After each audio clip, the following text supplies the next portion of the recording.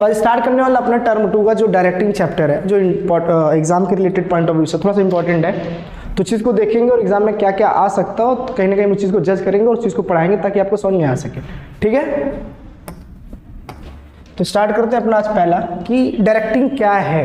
तो मेन अगर मैं आपको ये बताऊं कि किसी भी एक व्यक्ति को अगर आप पॉइंट आउट करते हो कि आपको वो चीज़ काम करना है, तो कहीं ना कहीं आप उसे डायरेक्शन दे रहे हो। क्या दे रहे हो आप?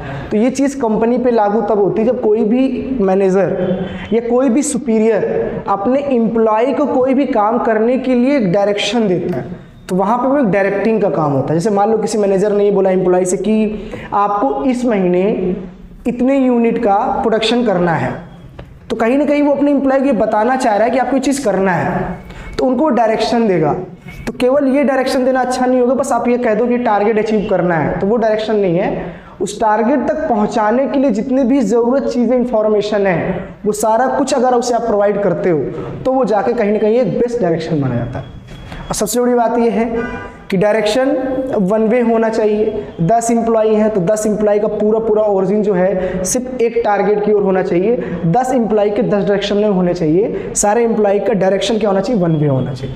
वन वे तब होगा जब उसके सुपीरियर, सारे सुपीरियर, जैसे प्रोडक्शन डिपार्टमेंट का सुपीरियर, सेल्स डिपार्टमेंट का, रेवेन्यू डिपार्टमेंट का, सब डिपार्टमेंट जितने भी सुपीरियर होंगे अपने एम्प्लॉय को सबको एक ही की ओर टारगेट करेंगे, तो ये वन वे डायरेक्शन होगा। तो कंपनी के लिए ज़्यादा बेनिफिट होगा, इससे कंपनी का फायदा होगा। क्या होगा?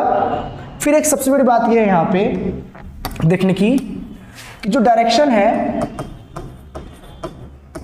डायरेक्शन कहाँ कहाँ अप्लीकेबल होता है, तो आप आराम से बोल सकते हो जो डायरेक्शन है वो ऑल लेवल पर इन्वॉल्वमेंट होता है। मतलब कह सकते हो आप कि हर लेवल पे हमको डायरेक्शन की ज़रूरत होती है, चाहे वो टॉप लेवल हो, चाहे वो मिडिल लेवल हो, चाहे वो लोअर लेवल हो। हर लेवल पर कहीं ना कहीं आपका एक सुपीरियर होता है। जैसे लोअर लेवल में अगर एम्प्लॉय काम कर रहे हैं, है ना, तो इन्हीं लोअर लेवल में एक सुपरवाइजर भी होता है जो इस एम्प्लॉय पर निगरानी रखता है कि वो काम सही कर रहा है कि नहीं कर रहा है, और काम अगर गलत करता है तो उनको एक डायरेक्शन देता है कि नहीं, ये करने का तरीका गलत है, आप इस अप्रोच से काम करो तो काम सही होगा।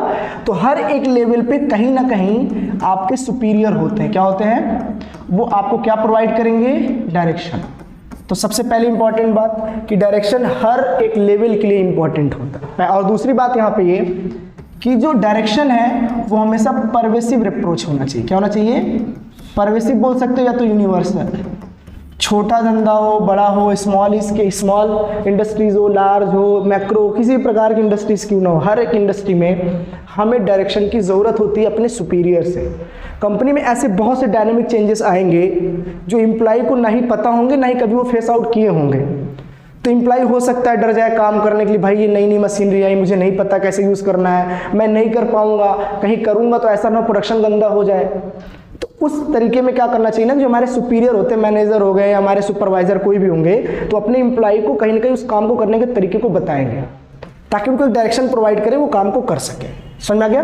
तो डायरेक्शन जो है ना कहीं एक इफेक्टिव अप्रोच लाता है। इफेक्टिव अप्रोच का मतलब ये होता है कि अगर कोई भी एम्प्लॉय से, मैं आपको कहीं ना कहीं डायरेक्शन दे रहा हूँ 12th को पास कराने के लिए दे रहा हूँ ना, तो आप ये कह सकते हो सर हमें डायरेक्शन दे रहे हो, सर का डायरेक्शन वन वे है, वन वे में ही है कि बस 12th पास कराना है, अभी बीकॉम की तैयारी नहीं करा रहा हूँ, नहीं मैं पीसीएम की तैयारी करूँ, मैं सिर्फ कॉमर्स की तैयारी करा रहा हूँ, अकाउंट्स पढ़ाऊंगा, बिजनेस पढ़ाऊंगा, इकोनॉमिक्स पढ़ाऊंगा, तो उसके लिए अप्रोच करूंगा तो वन वे डायरेक्शन है। तो मैं आपको डायरेक्शन दे रहा हूँ। कल कोई भी मान लो कि सिलेबस में थोड़ा सा चेंज आएगी तो आप हो सकता है डर जाएंगे, और आपको सही डायरेक्शन देना मेरी जिम्मेदारी है, तो वो डर मैं दूर कर दूंगा। तो सही वक्त पे सही डायरेक्शन मिलना भी कंपनी के लिए कहीं बेनिफिट होता है, वो हमारे सुपीरियर ही हमको दे सकते हैं। सही है? तो सबसे मेन काम क्या होता है कि डायरेक्शन क्या है, और डायरेक्शन का मेन काम क्या होता है, क्या मेन मोटो होता है, हम वो जानते हैं। डायरेक्टिंग मीन गिविंग इंस्ट्रक्शन, मतलब किसी भी काम को करने का अपना एक खुद का एक इंस्ट्रक्शन होता है। तो डायरेक्टिंग क्या करता है? आपको इंस्ट्रक्शन देता है कि आपको ये काम ऐसा करना चाहिए। गाइडिंग मतलब एक सुझाव देता है कि आपको ऐसे काम करना चाहिए। Counselling, motivating and leading the staff और organisation doing work achieve organisational goal. Simple language में बोलूँ तो डी मतलब क्या है? डायरेक्शन। तो डायरेक्शन क्या करता है? डायरेक्शन अगर आप किसी को देते हो या किसी भी काम को, किसी भी एम्प्लॉय को काम करने के लिए अगर आप उसे कहीं ना कहीं इनकरेज करोगे, तो आपका काम ऐसे नहीं करेगा जब तक मोटिवेट नहीं होगा। तो मोटिवेट होने का दो कारण हो सकता है, या तो जो एम्प्लॉय काम करता है कहीं ना कहीं वो आपके यहाँ जो काम कर रहा है इकोनॉमिक की वजह से काम कर रहा है, मतलब कह सकते हो फाइनेंशियल अप्रोच के लिए, पैसे के लिए काम करने आ रहा है। हो सकता है कोई नॉन फाइनेंशियल के लिए काम करने आ रहा है, तो आप उसको मोटिवेट करिए। क्या करिए आप? केवल ये कह देना गलत होगा कि आपको ये चीज़ अचीव करना है, वो ये अचीव क्यों करे, उसको उसमें फ़ायदा दिखाइए आप कि भाई ऐसा करोगे तो कंपनी का ग्रोथ होगा, कंपनी का ग्रोथ होगा तो कहीं ना कहीं आपका ग्रोथ होगा, आपका स्टैंडर्ड ऑफ लिविंग अच्छा बनेगा। बात समझ पा रहे हो? तो ये सब चीज़ें हो जाएगी, ठीक है। गाइडिंग मतलब डायरेक्शन का मेन काम क्या होता है? गाइडिंग करना। गाइडिंग मतलब कल कभी भी किसी प्रकार की एम्प्लॉय को प्रॉब्लम होगी तो डायरेक्टिंग के थ्रू से उसके प्रॉब्लम को हम लोग क्या कर देंगे, कुल मिला के आप ये कह सकते हो डायरेक्शन मतलब होता है उनके कमियों को दूर करना, कहीं ना कहीं उनको बेस्ट अप्रोच बताना काम को करने के तरीकों को, ताकि कोई भी कंपनी का जो एम्प्लॉय है वो कंपनी में काम कैसा करे, इफेक्टिव एंड एफिशिएंट। इफेक्टिव और एफिशिएंट ऐसा क्यों बोला मैंने? अगर उसको सही डायरेक्शन मिलेगा तो वक्त पे काम करेगा, और सही डायरेक्शन आप उसी एम्प्लॉय को दो जो एम्प्लॉय ऑलरेडी अच्छा हो, ताकि वो कम से कम यूटिलाइजेशन का, ऑप्टिमम यूटिलाइजेशन का रिसोर्स करे। बस समझ में आया? तो अच्छा से अच्छा रिसोर्स का यूज करेगा और कम से कम समय करेगा तो कंपनी का क्या होगा, ग्रोथ। तो कहीं ना कहीं ये चीज पॉसिबल जो है वो डायरेक्शन से, अच्छा डायरेक्शन ही अच्छे टारगेट को अचीव कराने में आपकी मदद करता है। ये बात समझ में आ गई? तो डायरेक्शन क्या है वो चीज फिलहाल थोड़ा सा बेसिक क्लियर हो, फिर आगे देखते हैं। यहाँ पे देखो, तो direction has got following character. Direction खुद के अपने कुछ कैरेक्टर्स होते हैं, इसको हम फीचर्स भी बोल सकते हैं। क्या बोल सकते हैं? फीचर। सबसे पहले परवेसिव फंक्शन। परवेसिव फंक्शन मतलब क्या होता है? मैं बोला चाहे वो बिजनेस हो, चाहे वो रियल लाइफ हो, चाहे वो सोशल लाइफ हो, या बिजनेस का ही लाइफ क्यों ना हो, हर एक में कहीं ना कहीं डायरेक्शन की जरूरत पड़ती है। एक छोटे बच्चे को भी उसके माँ बाप डायरेक्शन देते हैं, बेटा ये काम गलत है, ये नहीं करना चाहिए, तो वहाँ भी कहीं ना कहीं एक डायरेक्शन आ रहा है। एम्प्लॉय कोई गलत काम ना करे, टारगेट को अचीव करना है, तो वहाँ का जो मैनेजर होगा, जो सुपीरियर होगा, उसको एक डायरेक्शन देगा कि आपको इस डायरेक्शन में काम करोगे तो कंपनी का फायदा होगा। कंपनी का फायदा होगा तभी तो आपको हम सैलरी वेजेस पेड कर पाएंगे, आपका भी स्टैंडर्ड ऑफ लिविंग क्या होगा, अच्छा होगा। बात समझ रहे हो? तो कहने वाला परवेसिव मतलब होता है कि डायरेक्शन जो है यूनिवर्सल है, हर जगह एप्लीकेबल है। कहाँ है? दुनिया के छोटा काम हो, बड़ा काम हो, स्मॉल बिजनेसमैन, किसी प्रकार का बिजनेस हो, हर बिजनेस में डायरेक्शन का होना बहुत जरूरी है। क्योंकि हमारे सीनियर अगर हमको रास्ते नहीं दिखाएंगे तो फिर हम उस रास्ते पर अच्छे चल के काम नहीं कर पाएंगे, और एम्प्लॉय को सुपीरियर ही होते हैं, जो मैनेजर होते हैं, उनको डायरेक्शन देते हैं, तो वो अपने टारगेट को अचीव करने में थोड़ी सी मदद मिल जाती है। ठीक है, अब 12th पढ़ने आए, आपको डायरेक्शन नहीं मिले क्या पढ़ना है, कैसे पढ़ना है, तो आप पास नहीं हो सकते हो। तो मैं आपका सीनियर हूँ, तो मैं आपको कहीं ना कहीं प्रोवाइड करूँगा, डायरेक्शन दूंगा, तो आप उस चीज़ को अचीव कर पाएंगे, वो भी 1 साल के अंदर, है ना। कॉन्टिन्यूअस एक्टिविटी मतलब आज मैंने सुनो मान लो तुम्हें पढ़ा रहा हूँ, मैं आज पढ़ाया, अब 3 दिन नहीं पढ़ाऊंगा या पूरे साल नहीं पढ़ाता, पास हो पाओगे तुम? नहीं। हर दिन मुझे डायरेक्शन देना होगा कि आप इस चैप्टर को ऐसे पढ़ो, ऐसे पढ़ो। तो एम्प्लॉय को भी हर दिन क्या करना होगा, मोटिवेट के साथ साथ डायरेक्शन देने रहना पड़ता है कि भैया आज इतना टारगेट अचीव हुआ है, हमें कल और ज़्यादा करना है, परसों ऑफ रहेगा इसलिए आज ज़्यादा ही काम कर लो। तो कंटिन्यूटी होनी चाहिए, डायरेक्शन लूज नहीं होना है। अगर आप लूज पड़ जाओगे, डायरेक्शन नहीं दोगे, तो एम्प्लॉय के लगेगा कि यार हम जो कर रहे हैं सही कर रहे हैं, हो सकता है वो गलत कर रहे हैं, आपने उनको आगे का प्रोसीजर ही नहीं बताया, तो वहाँ पे वो चीज़ गलत हो सकती है। ठीक है, संस्कार आया? चलो, ह्यूमन फैक्टर। डायरेक्शन केवल और केवल आप ह्यूमन फैक्टर में किसी जीते जाते इंसान को दे सकते हो डायरेक्शन। किसी मशीन को आप, अब जैसे मैं यहाँ बैठा हूँ तो आप बोल सकते हो आप ले वो जाके वो चीज़ ले आओ, तो आप जाके क्या करोगे, आप लेकर आओगे। और मैं आपको बोलूँगा कि इस साल मुझे 1 करोड़ का टर्नओवर चाहिए। कितना चाहिए? पिछले साल 2 करोड़ का टर्नओवर था, इस बार मुझे 1 करोड़ प्लस में 3 करोड़ तक का टर्नओवर चाहिए। तो मैं किसी के इंसान से तो कहूँगा उस चीज़ को अचीव करने के लिए, फिर वो जो ह्यूमन होगा, इंसान होगा, वो मशीन पे काम करेगा। तो काम करने का मतलब मशीन तो वही स्पीड से काम चलेगी, बस आदमी जल्दी जाएगा, जल्दी ऑन करेगा, जल्दी जल्दी काम करेगा, तो टारगेट अचीव होगा। तो डायरेक्शन हम ह्यूमन एलिमेंट्स को दे, मतलब किसी इंसान को ही डायरेक्शन दे तो ज़्यादा अच्छा है। मशीन इतनी जल्दी सुनने वाली है, वो कहाँ सुनेगी आपकी बात कि भैया कब तुम 6 बजे अपने आप चालू हो जाए, अपने आप कैसे चालू हो जाएगा? उसके लिए तो हमें एम्प्लॉय लगाने पड़ेंगे ना। तो एम्प्लॉय को डायरेक्टिव देना पड़ेगा कि भैया आपको 6 बजे आके ऑन कर देना, ताकि सारा काम अच्छे से हो जाए और टारगेट हमारा अचीव हो जाए। तो किसी इंसान को ही दो, ठीक है। चलो, फिर अगला दिया है क्रिएटिविटी एक्टिविटी। मतलब डायरेक्शन अगर आप दे रहे हो तो जरूरी नहीं कि आप भाई बेसिक अप्रोच से दे रहे हो। आप आए, हंसे, मुस्कुराए, आज का टारगेट अच्छा था, कल हम और मेहनत करेंगे। हर एम्प्लॉय से मोटिवेट नहीं होता, हर एम्प्लॉय चाहता है कुछ क्रिएटिविटी होनी चाहिए, हमारे काम में कुछ एक थोड़ा सा अलगपन होना चाहिए, ताकि हमें काम करने में क्या मिले, मजा। उसको मोटिवेशन बोलते हैं। क्या बोलते हैं? अब मोटिवेशन आप कैसे भी दे सकते हैं। आप ये बोल सकते हो आज ओवर टाइम करने पे 200 रुपये ज़्यादा मिलेंगे, है ना। आज इस हफ्ते जिसने अच्छा काम किया उसको employ of the week year बोल देंगे, हम वीक बोल देंगे, एम्प्लॉय ऑफ द वीक, ठीक है। कोई बहुत अच्छा काम किया उसको हम इंसेंटिव बढ़ा कर दे देंगे, बोनस दे देंगे, कमीशन दे देंगे, वो मोटिवेट हो जाएगा, तो काम को और अच्छे से करने की कोशिश करें। सर नेगेटिव वे में कर सकते हैं? नेगेटिव वे में मोटिवेट आप कैसे कर सकते हो सकता है आप नेगेटिव वे में करने कोई मतलब तो है नहीं, फिर भी अगर एम्प्लॉय के अंदर आप कर रहे हो उसको मोटिवेट करोगे तो कहीं ना कहीं बैड इंपैक्ट पड़ेगा। सर जो नहीं करेगा उसको निकाल देंगे, तो सर सब मोटिवेट करेंगे, तो वो तो एक लाजमी बात है, अगर आप कंपनी के अंदर काम नहीं करोगे तो वैसे भी निकाल देगा आपको, क्योंकि भाई कंपनी का मतलब होता है कि हमारा ग्रोथ होना चाहिए, और कोई इंप्लॉय ये नहीं चाहता कंपनी का ग्रोथ ना हो, क्योंकि कंपनी की ग्रोथ पर उसका खुद का क्या डिपेंड होता है ग्रोथ, और कहीं ना कहीं काम चोरी कर रहा है तो कंपनी का तो ठीक है, कंपनी बर्बाद होगी, लेकिन आप भी तो वहीं वर्क करते हो, तो आपकी सैलरी कहाँ से जनरेट होगी। कंपनी का जितना ज़्यादा ग्रोथ होगा उतनी ज़्यादा सैलरी आपकी बढ़ेगी, इंक्रीमेंट करेगा। बिजनेसमैन यही तो होता है ना भाई, अच्छा करोगे, अच्छा रिस्पॉन्स दोगे, अच्छी सैलरी देगा, है ना, तो वो अप्रोच होना चाहिए। एग्जीक्यूटिव फंक्शन का मतलब क्या होता है? एग्जीक्यूटिव मतलब होता है कि जैसे आपने अक्सर देखोगे कोई भी एम्प्लॉय अगर गया, कोई नई चीज़ कंपनी के अंदर आ गई, कंपनी के अंदर क्या कोई नई चीज़ आई, तो एम्प्लॉय उस चीज़ को अडॉप्ट नहीं कर पाते, डर जाते। जैसे मान लो कोई नई मशीनरी आ गई टेक्नोलॉजी से रिलेटेड, हर लोगों ने हाथ से काम किया, इस बार मशीन से काम करना पड़ रहा है, तो वो नहीं समझ पा रहे, तो वो डर जाएंगे, फियर उनके अंदर आएगा, कहीं ऐसा ना हो कि हमें निकाल दिया जाएगा। तो नहीं, क्यों निकाल दिया जाएगा? आपके जो सुपीरियर होंगे, है ना, वो आपको क्या करेंगे? डायरेक्शन प्रोवाइड करेंगे कि इसको ऐसा करना पड़ता है, और आप इसको तभी कर पाओगे जब आप इफेक्टिव होगे, चीज सुनोगे, समझोगे, करोगे तो जानोगे। अब बंदे ने समझा भी दिया लेकिन आप करने को तैयार नहीं है, तो आपको क्यों रखेगा वो?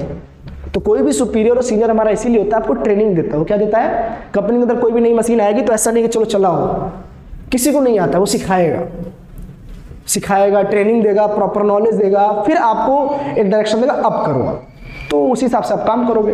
फिर लास्ट में होता है डेलीगेट फंक्शन। क्या होता है? डेलीगेट मतलब होता है डिस्ट्रीब्यूशन। क्या होता है? एक तरीके का डिस्ट्रीब्यूशन। तो कहीं ना कहीं ये यहाँ पे क्या कर रहा है? डायरेक्शन मतलब होता है जैसे कि टॉप लेवल, मिडिल लेवल और एक होता है लोअर लेवल, यही तीन तो होता है। अब इस लोगों ने इनको इन्फॉर्मेशन दी, इसने इनको दी और इनसे काम करा रहे। कहने का मतलब ये है, टॉप लेवल के ऊपर बंदा जो बैठा है वो इनको डायरेक्शन देगा कि इस बार यार हमें ऐसे से काम करना है, तो सारे मैनेजर, जितने भी लेवल के मैनेजर होंगे कंपनी के, वो सारे मैनेजर से बोल देगा ऐसे से काम होना चाहिए इस बार, या 10 करोड़ का हमें टर्नओवर चाहिए। उसने इनको डायरेक्शन दे दिया कि ऐसा ऐसा कराओ।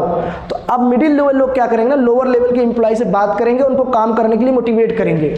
तो एक डायरेक्शन दे रहे हैं। टॉप से कहाँ आ रहा है डायरेक्शन? बॉटम।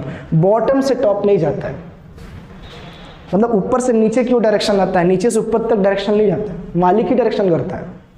बस मैं सुपीरियर ही हमें डायरेक्ट करेंगे, आप मुझे डायरेक्ट नहीं करोगे, मैं आपको करूंगा, है ना। तो टॉप टू क्या होता है? ये बॉटम। अभी तक क्लियर है? बोलो। चलो, फायदा क्या है डायरेक्टिंग का? फायदा क्या है, मतलब इंपॉर्टेंट क्या है? तो आप बोलोगे सबसे पहली बात, अगर आप किसी को डायरेक्शन देते हो तो उसको लगता है यार मतलब ठीक है चलो करते हैं। जैसे मैंने बोला कि आपको पढ़ाई करना है, मैं पढ़ाऊंगा, तो आप कॉपी किताब खोल के बैठ गए, यहाँ से पढ़ाइए, क्योंकि मैं देने वाला हूँ, आपको सिर्फ लेना है, आपको मेहनत करने की जरूरत। तो जैसे डायरेक्शन मिलेगा तो आप इनिशिएट एक्शन, तुरंत रिएक्ट करोगे काम को करने के लिए। जैसे मशीन ला के रख दिया, मैंने कहा ये ऑन होता है, ये ऑफ होता है, आप बोला हाँ ठीक है लाओ, ऑन ऑफ, आप करना चालू कर। रीजन क्यों? आपको ट्रेनिंग मिल गई, आपको डायरेक्शन मिल गया, कैसे कैसे करना है आप तुरंत करते हो। छोटा बच्चा होता है ना, मोबाइल उसके सामने चलाते हो, ऐसे लॉक खुलता है, ऐसे ऑन करते, देखो गाना बज गया, वो तुरंत करने की कोशिश करता है। रीजन उसको डायरेक्शन मिल गया, वो तुरंत उस पर एक्शन लेगा, समझ रहे हो, तुरंत करेगा। तो वैसे एम्प्लॉय भी होता है, उसके फायदे होते हैं। आफ्टर डायरेक्शन हम तुरंत एक्शन लेते हैं। तुरंत क्या लेते हैं?